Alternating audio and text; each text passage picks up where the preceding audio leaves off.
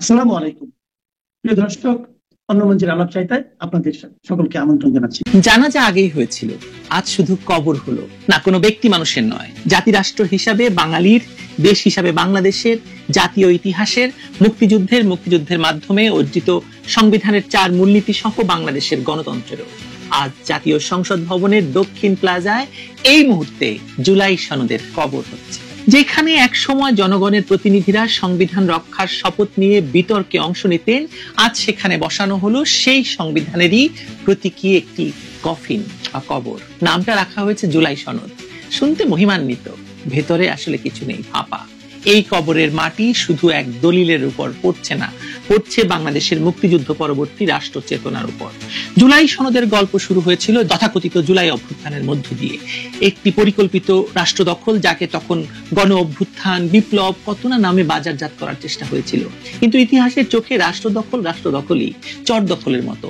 চর দখলকে কেউ বিপ্লব বলে না, যতই তাতে জনতার শব্দ জুড়ে দেওয়া হোক না কেন। নির্বাচিত সরকার উৎখাত করে সংবিধান স্থগিত রেখে প্রায় সেনাবাহিনীর ছায়ায় প্রশাসন চালানো, এসবের নাম বিপ্লব নয়, সন্ত্রাস। আজকের জুলাই সনদ সেই সন্ত্রাসের রাজনৈতিক বৈধতা তৈরির চেষ্টা, একটি দলিল যার ভেতরে ইতিহাসের বুকের উপর হাঁটছে ক্ষমতার লুটপাট। প্রধান উপদেষ্টা মোহাম্মদ ইউনূস বিগত 5ই আগস্ট যে জুলাই ঘোষণাপত্র পাঠ করেছিলেন জাতীয় সংসদের দক্ষিণ প্লাজায়, সেটি পরবর্তীতে রূপ নিচ্ছে এই সনদে। বলা হয়েছিল এটি হবে জাতীয় ঐক্যের দলিল, কিন্তু ঐক্য কোথায়? এনসিপি, যে দলটি অভ্যুত্থানের চালিকা শক্তি ছিল, তারা এখন বলছে আইনি ভিত্তি ছাড়া সনদ অর্থহীন, তারা আসলে সাইন করবে না। বামপন্থী দলগুলো, সিপিবি, বাসদ, জাসদ সবাই সরে গেছে এই সনদ থেকে, এমনকি গণফোরাম পর্যন্ত আপত্তি তুলেছে। অর্থাৎ যাদের নামে এই জাতীয় ঐক্য গড়া হয়েছিল তারাই এতে অনাস্থা জানিয়েছে। তাহলে প্রশ্ন হলো, যে দলিল নিজের জন্মের দিনই বৈধতা হারায়, সেটি কিভাবে ঐক্যের প্রতীক হতে পারে? এটি কোনো ঐক্যের নথি নয়, এটি বিভেদের খসড়া।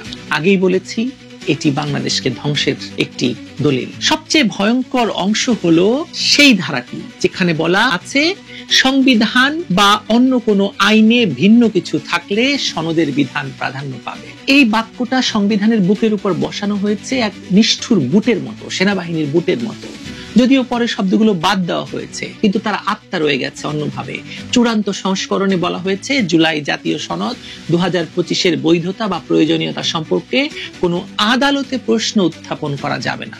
অর্থাৎ আদালতের মুখ বন্ধ, বিচার প্রক্রিয়া বন্ধ, প্রশ্ন করার অধিকারও বন্ধ। যেমনটি ইনডেমনিটি দেওয়া হয়েছে জুলাই সন্ত্রাসীদেরকে, নির্বিচারে যারা খুন করেছে, পুলিশদেরকে হত্যা করেছে, তাদেরকে যেরকম ইনডেমনিটি দেওয়া হয়েছে, এখানেও সেই ইনডেমনিটি। কেন এদের বারবার ইনডেমনিটি দরকার হয় বলেন তো? বঙ্গবন্ধুকে হত্যা করে ইনডেমনিটি দরকার হয়েছে, জুলাই সন্ত্রাসীদের মানে ইনডেমনিটি দরকার হচ্ছে, কেন এদের বারবার ইনডেমনিটি দরকার হয়? এটি এমন একটি দলিল যা নিজের উপর আইন, নিজের উপর সংবিধান, নিজের উপর বিচার। এটি আইন নয়, এটি রাষ্ট্রের বন্দিত্বের ঘোষণাপত্র। 1972 সালের সংবিধানের 4 মূলনীতি ছিল জাতীয়তাবাদ, সমাজতন্ত্র, গণতন্ত্র এবং ধর্মনিরপেক্ষতা। জুলাই সনদে সেগুলোর জায়গায় আসছে কি? সাম্য, মানবিক মর্যাদা, সামাজিক ন্যায় বিচার এবং ধর্মীয় সম্প্রীতি। শব্দগুলো মিষ্টি, কিন্তু এর ভেতরে লুকানো আছে ভয়ানক এক সরে যাওয়া, পলায়ন বৃত্তি। ধর্মীয় সম্প্রীতি কথাটা শোনায় নিরীহ, কিন্তু তা আসলে ধর্মনিরপেক্ষতার বিকল্প হতে পারে না। এটি ধর্মনিরপেক্ষতাকে খুন করা। যে ভাষা এক সময় পাকিস্তানি শাসকের মুখে ছিল, সেই ভাষা আজ নতুন প্যাকেটে ফিরে এসেছে বাংলাদেশে। সনদে আরো বলা হয়েছে কেউ একটানা 10 বছরের বেশি প্রধানমন্ত্রী থাকতে পারবেন না, একই সঙ্গে দলীয় প্রধানও থাকতে পারবেন না। তত্ত্বে এটি ক্ষমতার ভারসাম্যের চেষ্টা মনে হতে পারে, কিন্তু বাস্তবে একটি প্রহসন। যে সরকার নিজেই আইনি ভিত্তিহীন, যার অস্তিত্ব বন্দুকের নল থেকে, তার মুখে গণতন্ত্রের কথা এক ধরনের হাস্যকর রসিকতা। বন্দুকের ছায়ায় ক্ষমতা দখল করে যারা এসেছে তারা ভারসাম্য নয়, নিয়ন্ত্রণ চায়। দ্বিকক্ষ বিশিষ্ট সংসদের প্রস্তাবও সেই নিয়ন্ত্রণেরই অংশ।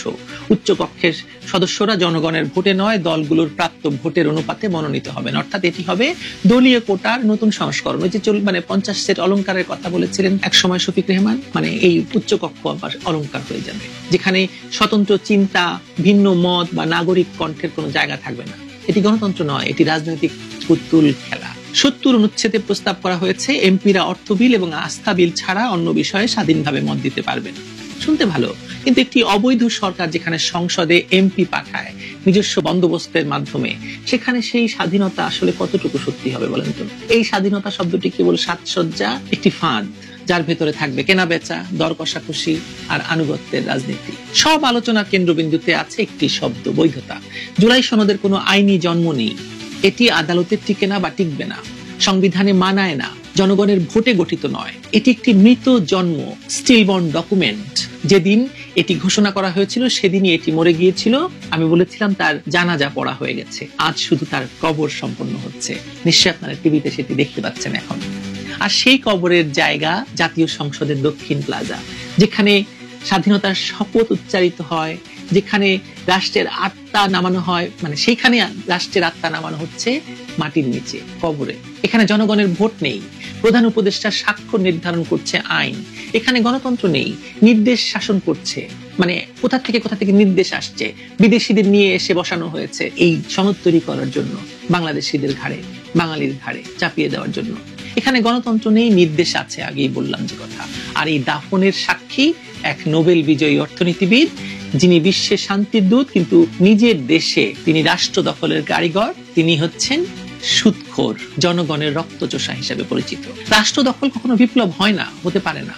ইতিহাসের আদালতে শেষ পর্যন্ত সব হিসেব নেওয়া হয়। যে সংবিধান মুক্তিযুদ্ধের রক্তে লেখা হয়েছিল, যেখানে লেখা ছিল জনগণই রাষ্ট্রের মালিক, আজ সেটি বন্দী হয়ে যাচ্ছে। আজকে যারা সনদের কবর দিচ্ছে তারা শুধু একটি দলিল নয়, একটি জাতিকে পুঁতে দিচ্ছে মাটির নিচে। এখনই হয়তো পাঠ্য বইতে লেখা হয়ে যাবে যে জুলাই সনদ আসলে জাতীয় ঐক্যের দলিল, কিন্তু ইতিহাসের আদালতে এটি লেখা থাকবে রাষ্ট্র দখলকারীদের অঙ্গীকারনামা হিসাবে। কারণ জনগণের অংশগ্রহণ ছাড়া, সংবিধানের শপথ গ্রহণ করা ছাড়া, অস্ত্রের ভয় দেখিয়ে গৃহীত কোনো দলিল কখনো জাতীয় সনদ হতে পারে না, হয় না কোনো দেশে। আজ দক্ষিণ প্লাজায় যা ঘটছে তা শুধু একটি রাজনৈতিক ঘটনা নয়, এটি একটি যুগের অন্তিম অধ্যায়। জুলাই সনদের কবর মানে কেবল এক কাগজের দাফন নয়, এটি বাংলাদেশের সংবিধান, গণতন্ত্র, মুক্তিযুদ্ধের চেতনা আর রাষ্ট্রের নৈতিক ভিত্তিরও মৃত্যু। এই দাফনের পর হয়তো সব শান্ত, সব নিস্তব্ধ মনে হবে, কিন্তু ইতিহাসের মাটি বড় অস্থির। একদিন সেই মাটি কবর ফুঁড়ে উঠে আসবে। তখন এই জুলাই সন্ত্রাসীরা কোথায় পালাবে বলুন তো? তখনকার প্রেসার গ্রুপ এদের পালাতে দেবে তো? দেখা যাক সময় এবং ইতিহাস আমাদের কোথায় নিয়ে যায়। ভালো থাকবেন সবাই। সেদিন শুনলাম হঠাৎ করে যমুনায় আবার জরুরি বৈঠক ডাকা হয়েছে। তো আমি ঢাকায় আমার এক ছোট ভাই সাংবাদিককে ফোন করে বললাম, কি রে হঠাৎ করে আবার কি কারণে যমুনায় ডক্টর মোহাম্মদ ইউনূস সবাইকে দাওয়াত দিচ্ছেন কেন, ঘটনাটা কি? তো সে হাই তুলতে তুলে বলল, ভাই এই যে দেশে লোক মারা গেছে, দেশে লোক মারা গেলে এই লোকটা মুরগির সালাম দিয়ে ভাত খাইতে, আনন্দ ফুর্তি করতে, বন্ধু বান্ধবদের ডাকতে খুব পছন্দ করে। কি আজে বাজে কথা। আমি বললাম, এটা কোন ধরনের কথা? বললো, দেখেন এর আগে যখন একটা উত্তরায় বিমান দুর্ঘটনা ঘটলো, একটা উড়োজাহাজ গিয়ে বাচ্চারা মারা গেল একটা স্কুলে, সেদিনও কিন্তু সে একটা জরুরি বৈঠক ডাকলো। আর এখন মিরপুরে কেমিক্যাল গোডাউনে আগুন লেগেছে, 16 জন মানুষ মারা গেছে, কোনো হইচই নাই, পরিবেশ খুব শান্ত, মুরগির সালাম দিয়ে ভাত খাওয়ার জন্য তাকে তাই আজকে সন্ধ্যায় এই বৈঠকটা ডাকতেই হয়েছে। আমার এই ছোট ভাইটার বিদ্বেষপূর্ণ কথায় আপনারা বিভ্রান্ত হবেন না। আমরা সকলেই জানি আসলে ডক্টর মোহাম্মদ ইউনূস, আমি জানি না ওনার মনের মধ্যে কি আছে, কিন্তু আসলে সে মুরগির সালাম দিয়ে যমুনাতে যে ভাত খেতে ডেকেছিলেন, এটার মূল কারণ হচ্ছে জুলাই সনদে জুলাই জুলাই ভাব চলে এসেছে। জুলাই সনদ গিট্টু লেগে গিয়েছে। কোনটা জুলাই সনদ না জুলাই ঘোষণা? ভাই অনেকগুলো জুলাই আছে, আগেরটা যদি ঘোষণা হয়ে থাকে এটা সনদ। আমার অনেক দর্শক বলবেন, ভাই আপনি কিছু জানেন না, অমুকের নাম বলতে পারেন না, তমুকের নাম বলতে পারেন না, ইউটিউবে বসে যান, সবই পারি ভাই, বলতে ইচ্ছা হয় না। তো যাই হোক, এটা হচ্ছে জুলাই সনদ। তো সেই জুলাই সনদ হঠাৎ করে ঘোষণা হয়েছে, ঘোষণা হবে, স্বাক্ষর হবে। আজকে এই ভিডিওটা আপনারা যখন দেখবেন শুক্রবারে, যখন বিকেল 4টায় সংসদ ভবনের কোনো একটা জায়গায়, বাইরেই মনে হচ্ছে এই সনদ স্বাক্ষরিত হবে। এবং যথারীতি বাঙালি কোনো কিছুতে একমত হয় না, জুলাই সনদ নিয়ে কেউ একমত না, অনেক ধরনের রাগ অভিমান হচ্ছে। এই ভিডিওটা আপনারা যখন দেখছেন, আমি জানি না ইতিমধ্যে আমাদের ন্যাশনাল এনসিপির বন্ধুরা বিমান যুগে অলরেডি কক্সবাজার চলে গেছেন কিনা, না বা অন্য কোথাও গেছেন, হয়তো এইবার সুন্দরবনে চলে গেছেন, আমি সেটা জানি না, বাট তারা ঘোষণা দিয়েছেন তারা এখানে স্বাক্ষর করবেন না। এর বাইরে জামাত ইসলাম কি করবে, জামাত ইসলাম নিজেই জানে না। আমরা হয়তো জানতে পারবো শুক্রবারের সকালে বা দুপুরে তারা স্বাক্ষর দিবে কিনা না। বিএনপি হচ্ছে একমাত্র পার্টি যারা খুব উদগ্রীব, খুব ভালোবাসার সাথে স্বাক্ষর করতে চায়। বিএনপি হচ্ছে সেই প্রেমিকের মতো, মানে প্রেমিকা যখন ওই একটু চিপায় পাওয়া গিয়েছে, প্রেমিকা বলছে যে বলো তুমি আমাকে বিয়ে, হ্যাঁ বিয়ে করবো, সবই করবো ভাই, ওইগুলো পরে হবে, এখন চিপায় এসেছি, সুযোগ নেই। বিএনপি হচ্ছে ভাই যে কোনো মূল্যে নির্বাচনটা দেয়, হ্যাঁ কোথায় কোথায় স্বাক্ষর করতে হবে সব স্বাক্ষর করে দিচ্ছে। কারণ একমাত্র ম্যাচিউর পার্টি হিসেবে এই খেলার মধ্যে বিএনপি আছে, যারা জানে এই যে জুলাই ঘোষণা হচ্ছে এইটার আসলে কোনো ধরনের বাস্তব কোনো ভিত্তি নেই।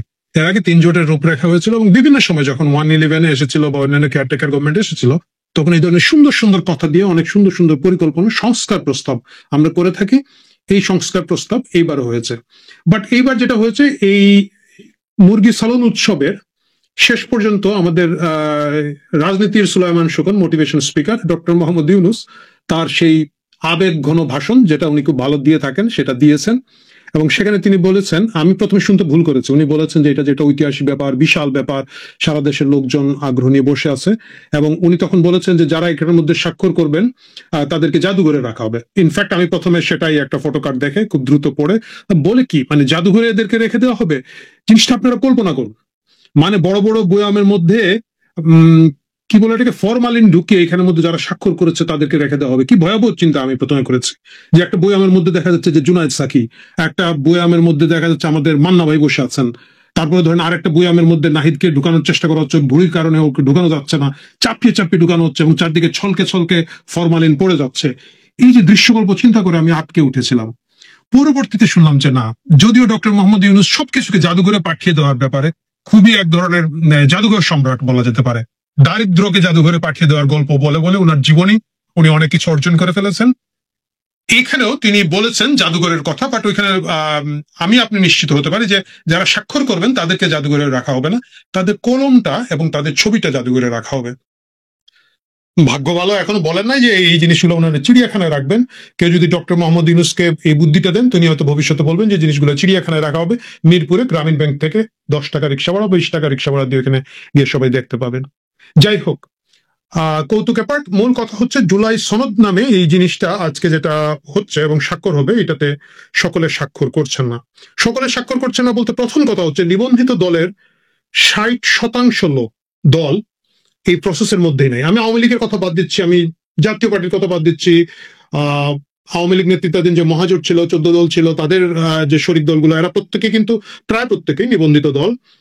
তারা কোনো না কোনো কালে সংসদে গিয়েছে, তাদেরকে বাদ দিলেও সব মিলিয়ে 60% দল নিবন্ধিত, তাদেরকে এখানে নিমন্ত্রণ করা হয় না। এবং যাদেরকে নিমন্ত্রণ করা হয়েছে এদের মধ্যে যারা আছেন, আমি জানি না কতগুলো নিবন্ধিত কতগুলো অনিবন্ধিত, এনসিপির কথা তো বলাই যায় নিবন্ধন পায় না, এবং আমার ধারণা আরো অনেকেই নিবন্ধন পায় নাই।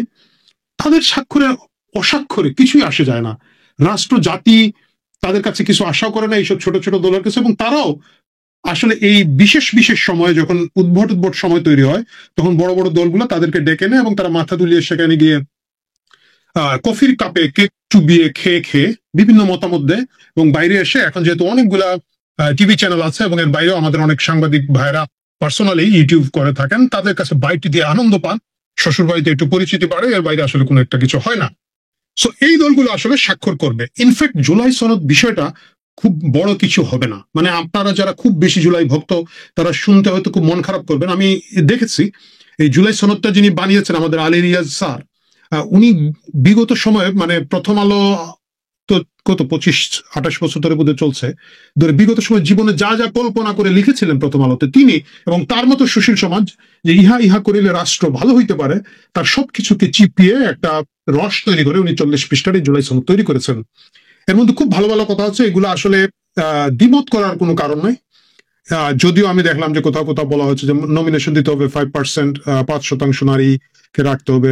রাষ্ট্রপতি নির্বাচনের কিছু প্রস্তুতি নিয়ে অনেক বিতং করেছে এবং রাষ্ট্রপতিকে পাওয়ার ব্যালেন্সের নামে কিছু জিনিস এনেছেন, যে রাষ্ট্রপতি অমুক অমুক পদে নিয়োগ দিতে পারবেন, তার সুপারিশ লাগবে না। যেমন ধরেন খুব সম্ভবত প্রধান বিচারপতি, নির্বাচন কমিশনার, তথ্য কমিশনার এবং আরো কিছু পদ আছে, রাষ্ট্রপতি যে কাউকে নিয়ে দিতে পারবেন।